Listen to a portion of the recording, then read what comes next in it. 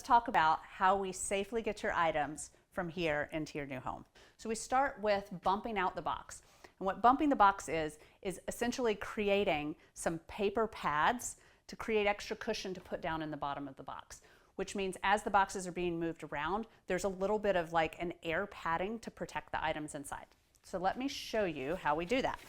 We get a couple pieces of paper and we roll it up kind of roughly so that it creates this. And you can tell there's lots of kind of air and cushion in there. And then you just line the bottom of the box with them. If I was going to wrap this Joli water bottle, you put your item down in the middle.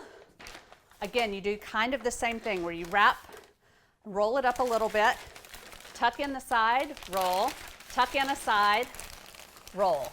So then this is protected inside the box from anything that might bump against it, so it doesn't get scratches and that kind of thing. And then that layers into the box. So you pack your box, you get to the top of the box, and we actually bump out the top. So you're going to leave a space of a couple of inches at the top of your box that you're keeping empty, and you do the same thing again.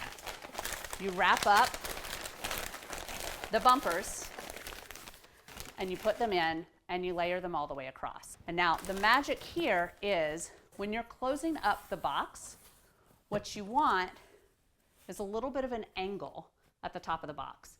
And this is gonna mean so your padding's really thick in there, and when you tape it, it kind of pushes it down, but it still keeps a little bit of loft. This helps protect the items all the way through because you have padding on the bottom, wrapped items in the middle, and padding on the top, and then taping it down, it keeps everything secure so it's not loose and floating around in the box.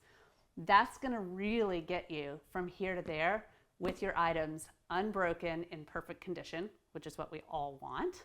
So in 15 years of doing this, we have found this as the best possible way to protect your items.